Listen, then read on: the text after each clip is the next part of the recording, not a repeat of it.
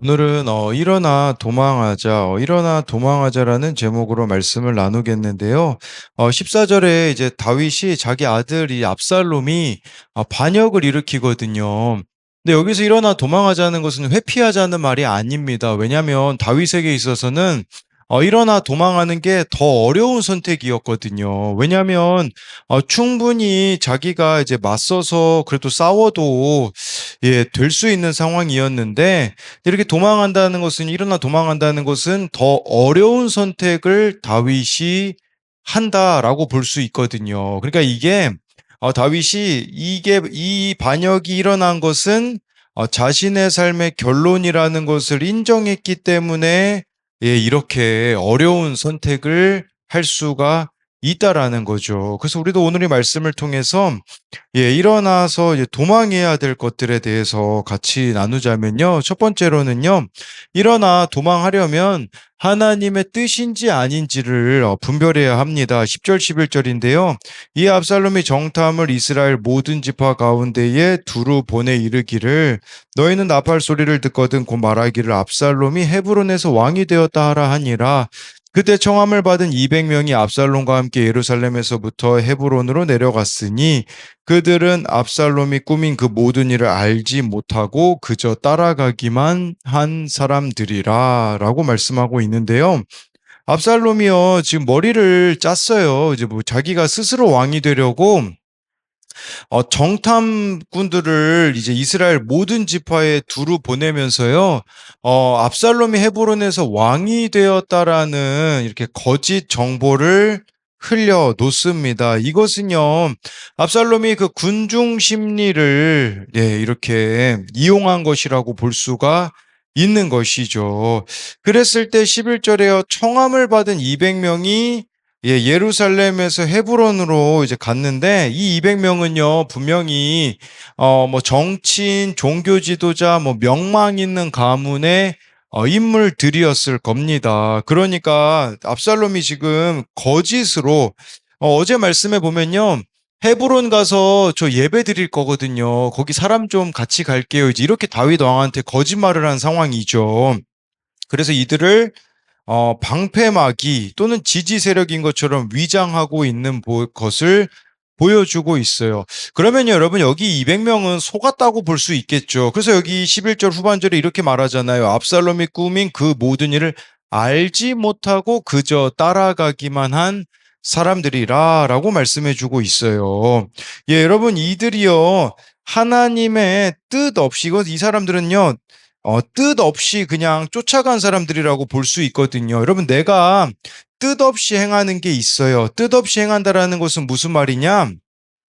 우리가요, 하나님의 뜻인 말씀을 모르면요, 그날 하루는 이렇게 모든 일을 알지 못하고 그저 따라가기만 할 수밖에 없어요. 여러분, 오늘 나를 지켜줄 말씀이 없잖아요. 그러면 우리는요, 이제 분별이 안 돼요. 분별이 안 되기 때문에요, 상황을 따라가고, 환경을 따라가고, 사람을 따라갈 수밖에 없는 지점이 있다라는 거죠.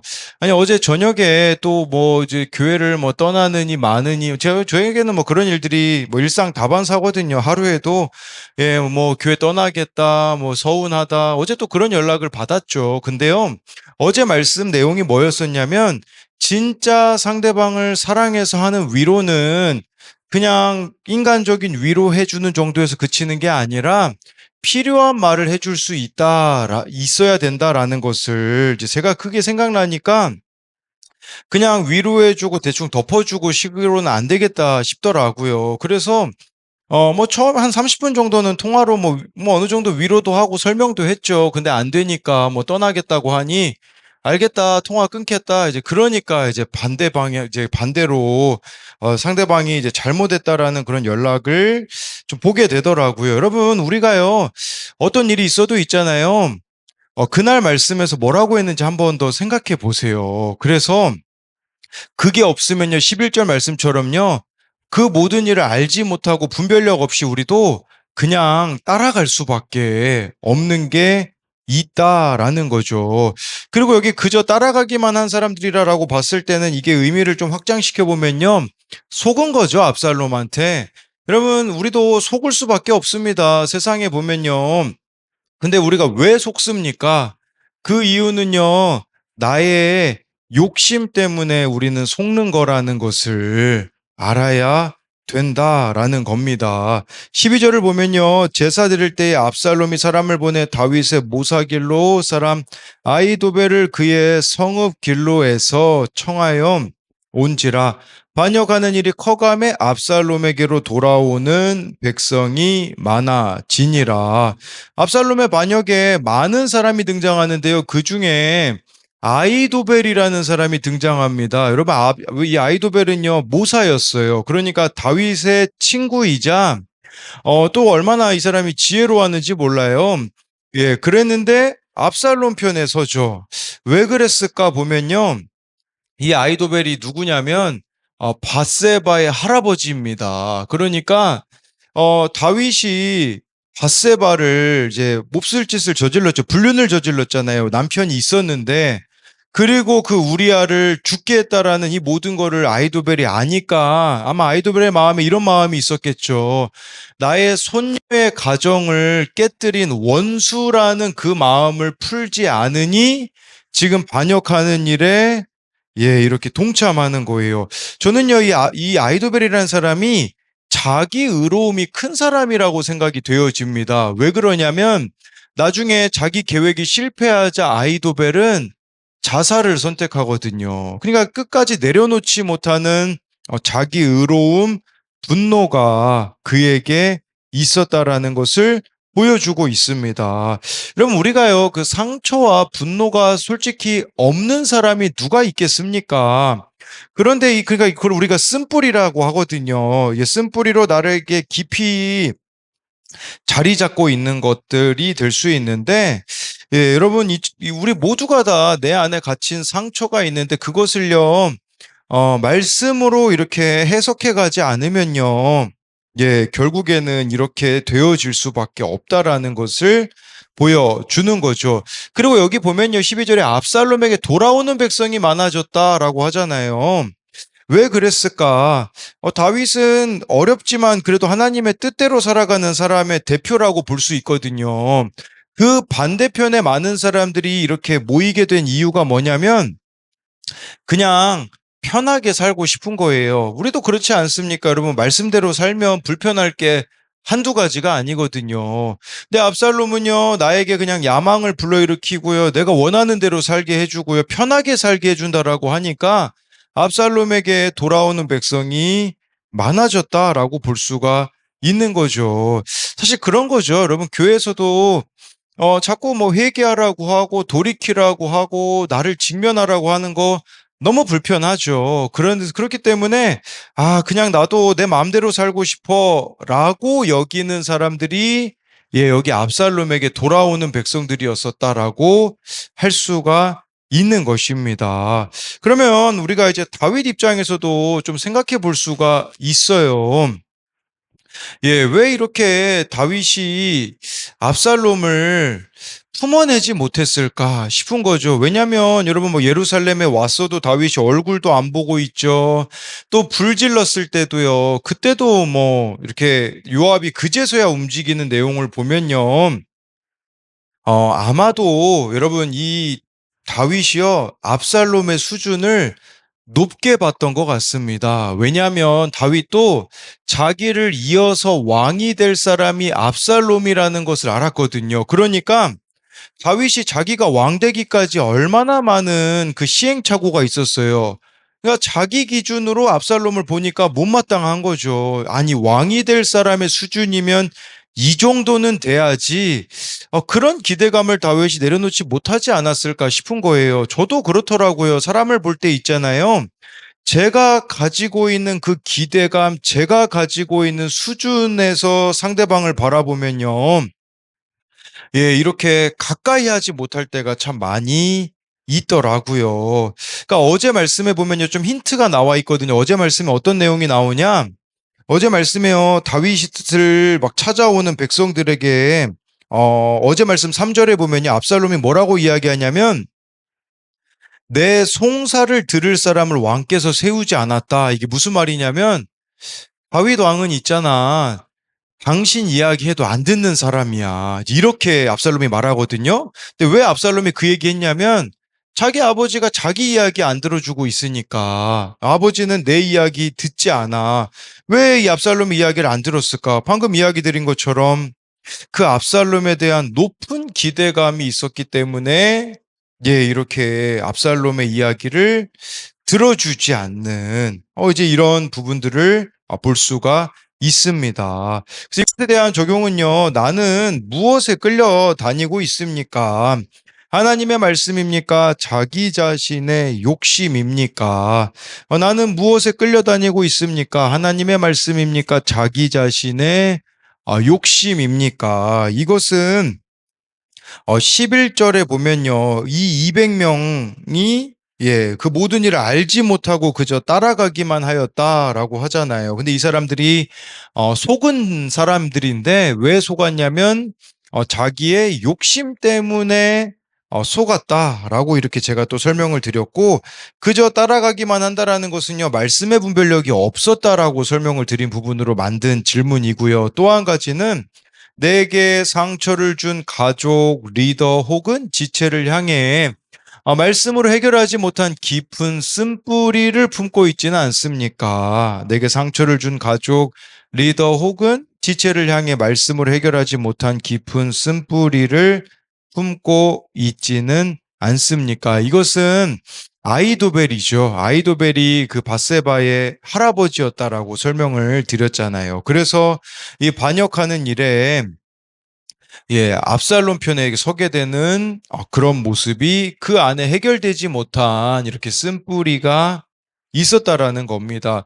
다윗이 잘못이 없다라는 게 아니에요. 그런데 그 쓴뿌리를 다루는 방법은 다를 수 있다라는 것으로 이렇게 설명을 드리는 겁니다. 두 번째는요. 일어나 도망하려면 내 삶의 결론임을 인정해야 합니다. 13, 14절인데요. 전령이 다윗에게 와서 말하되 이스라엘의 인심이 다 압살롬에게로 돌아갔나이다 한지라. 다윗이 예루살렘에 함께 있는 그의 모든 신하들에게 이르되 일어나 도망하자. 그렇지 아니하면 우리 중 한 사람도 압살롬에게서 피하지 못하리라. 빨리 가자. 두렵건대 그가 우리를 급히 따라와 우리를 해하고 칼날로 성읍을 칠까 하노라. 다윗에게 소식이 들려요. 그것은 압살롬이 반역을 일으켰고 이스라엘 사람들의 마음이 다 압살롬에게 향했다라는 거죠. 그러면 이때 여러분 다윗이 얼마나 그 전쟁에 잔뼈가 굵은 사람입니까? 젊은 시절부터요 그 사울 왕에게 쫓겨다녔던 시간들이 있었고 왕이 되고 나서도 전쟁에서 얼마나 많은 승리를 거둔 사람입니까? 그런데 14절에 보면요 다윗은 어려운 선택을 해요. 예루살렘에서 이제 일어나서 도망하자 이렇게 이야기하고 있거든요. 이 도망하자라는 것은요 충분히 다윗은 군사를 모아 압살롬과 맞서 싸울 힘이 있었습니다. 그런데 왜 이렇게 도망갔을까요?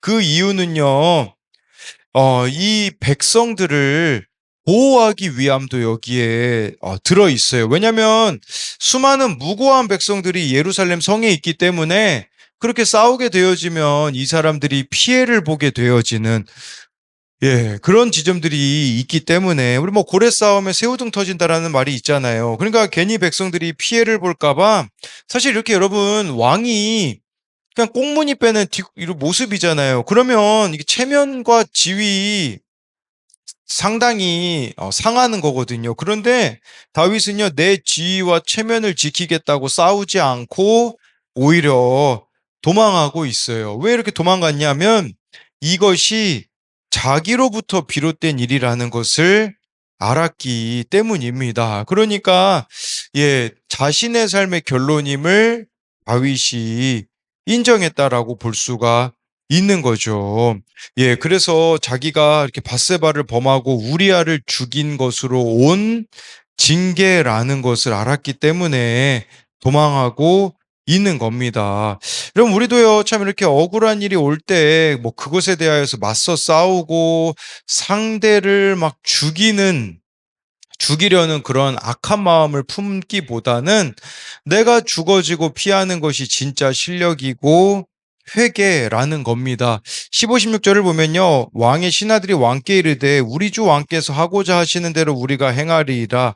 보소서 당신의 종들이니이다 하더라. 왕이 나갈 때에 그의 가족을 다 따르게 하고 후궁 10명을 왕이 남겨두어 왕궁을 지키게 하니라. 예, 15절에 보니까요. 그래도 다윗 편에 서고 있는 신하들이 나와 있습니다. 이들은요, 어떻게 보면요, 지금 대세는 압살롬인데 다윗을 따른다라는 것은 이들도 같이 어려운 길을 걸어갔다라는 겁니다. 16절에요. 다윗이 압살롬을 너무 모른다라는 생각이 들어요. 왜냐하면 이 왕이 그 예루살렘 성을 나갈 때 가족은 다 따르게 했는데 후궁 10명을 남겨두어요. 왜 후궁 10명을 남겨두었을까를 생각해 보면요. 첫 번째는 그래도 이 왕궁을 지켜야 될 사람, 보존해야 될 사람이 필요했기 때문이고요. 두 번째는요, 에이, 압살롬이 설마 이 후궁 10명까지 건드리겠어?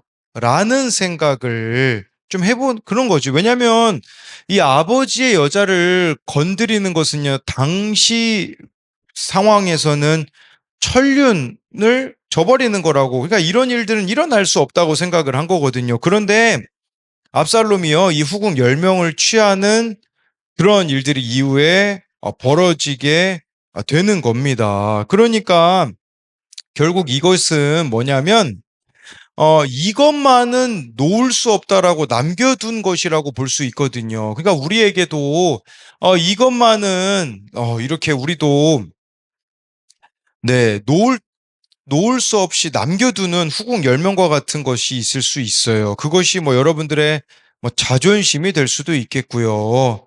뭐 그냥 인간적인 그런 안일함이라고도 또 볼 수도 있습니다. 근데 이 남겨둔 10명의 후궁으로 인하여서 결국은 다윗이 더 큰 수치를 당하게 되어지는 거예요. 그래서 우리도요, 하나님 뜻대로 순종한다고 하면서 이것만큼은, 이 돈만큼은 내가 내려놓을 수 없어. 내 자녀만큼은 내려놓을 수 없어. 내 자존심만큼은 내려놓을 수 없어. 라고 이렇게 남겨둔 후궁 10명 같은 게 우리 각자에게도 있을 수 있다라는 겁니다. 마지막으로 17, 18절을 보면요. 왕이 나가매 모든 백성이 다 따라서 벤 메르하게 이르러 멈추어서니 그의 모든 신하들이 그의 곁으로 지나가고 모든 그렛 사람과 모든 블렛 사람과 및 왕을 따라 가드에서 온 모든 가드 사람 600명이 왕 앞으로 행진하니라. 예, 이제 다윗이요. 벳 메르학에서 잠깐 멈췄대요. 벳 메르학의 뜻은요. 멀리 있는 집이라는 뜻입니다. 그래서 이제 예루살렘에서 그 성벽에 예루살렘 성벽의 경계선에 있던 마지막 곳이었었죠. 그래서 이제는 기드론 시내로 떠나야 되는데 거기 떠나기 전에 마지막으로 머물렀던 곳이라고 할 수 있습니다. 여러분 그런데요. 여기 보면요. 18절에 다윗과 함께하고 있는 사람들을 보십시오. 여기 그렛 사람, 블렛 사람이 나오는데 이 그렛 사람은요. 그레데 섬 출신이고요. 블렛은 블레셋 사람들이거든요.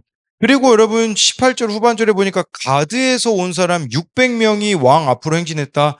가드에서 온 사람은요, 블레셋 사람이에요. 쉽게 말하면 이 사람들은 다 누구냐면 이방인들이거든요. 근데 그 이방인들이 다윗이 힘든 순간에 함께하고 있는 것을 보게 되는 거죠. 이스라엘 사람이 아니에요. 이방인들이 다윗하고 함께하고 있다라는 것을 보여주고 있는데 이것은 우리들에게는 어떤 사람이라고 볼 수 있을까요? 여러분, 나와 피 한 방울 섞이지 않은 사람이 나와 함께하고 있어요. 예, 이들이 우리들로 말하자면 누구냐면 교회 공동체 지체들일 수 있어요. 여러분, 나와는 피 한 방울 안 섞인 사람이잖아요. 근데 내가 가장 믿었던 사람에게 이렇게 배신당하고 낙심해 있을 때, 이들이 찾아와서, 나를 지켜주고, 나와 함께 해주고 하는 그 사람들의 모습을 볼 수가 있는 거죠. 그러니까, 아무 연고 없는 이런 사람들이 나의 환난 날에 찾아와서, 나와 함께 울어주는 그런 모습을 여기서 볼 수가 있습니다. 그래서 이것에 대한 적용 질문은요. 억울해도 나를 회개하게 하시려는 하나님의 양육임을 믿고 잘 받아내야 할 일은 무엇입니까? 네, 이것은 이제 14절에 대한 부분이죠. 그래서 이 반역의 사건이 다윗에게는 억울했지만, 네, 그래도 이게 자신의 삶의 결론임을 인정했다라는 것으로 만든 질문인데요. 억울해도 나를 회개하게 하시려는 하나님의 양육임을 믿고 잘 받아내야 할 일은 무엇입니까? 차마 이것만은 놓을 수 없다며 남겨둔 것은 무엇입니까? 이것은 그 16절에 후궁 10명을 남겨둔 거 있잖아요. 우리도 우리가 남겨두고 있는 것 있잖아요. 이거 내 자존심만은 내려놓을 수 없어. 뭐 돈만은 내려놓을 수 없어. 우리가 차마 이것만은 이제 내려놓을 수 없다며 남겨둔 것이 여러분들에게는 무엇이 있는가도 한번 생각해 보자는 겁니다. 또 한 가지는요. 가장 믿었던 사람에게 배신당해 낙심하고 있을 때 교회 공동체 지체들이 찾아와 말씀으로 나를 지키고 동행해준 구원의 은혜는 무엇입니까? 가장 믿었던 사람에게 배신당해 낙심하고 있을 때 교회 공동체 지체들이 찾아와 말씀으로 나를 지키고 동행해준 구원의 은혜는 무엇입니까? 이것은요, 다윗이 도망갈 때 함께했던 사람들이요, 다 피 한 방울 안 섞인 이방인들이었었다라는 거죠. 그래서 우리도요, 정말 힘든 일이 있을 때 우리 교회 공동체 지체들이 나를 이렇게 위로해주고 함께해준 것이 여러분들에게는 있지 않는가를 보자는 겁니다. 그래서 오늘 말씀을 요약하면요, 일어나 도망하려면 첫 번째로 하나님의 뜻인지 아닌지를 분별해야 합니다. 그래서 하나님의 뜻이 인지를 분별 못 해가지고 이렇게 압살롬을 따라갔던 사람들이 있었다라는 거, 또 압살롬에게로 돌아오는 백성이 많아졌다라는 것은요, 하나님 뜻대로 사는 게 너무 불편하니까 그냥 편하게 살고자 이렇게 따랐던 자들이다라고 설명을 드렸고요. 일어나 도망하려면 두 번째로요, 내 삶의 결론임을 인정해야 합니다. 이 압살롬의 반역은 다윗이요, 자신의 삶의 결론임을 인정하였기 때문에 맞서 싸우지 않고 일어나서 도망하였다라는 것으로 설명을 드렸습니다. 기도하겠습니다. 살아계신 하나님, 오늘도 우리가 하나님의 뜻이 있는 대로 뜻대로 살기 원합니다. 우리에게 오늘 분별해야 될 일들이 많이 있을 겁니다.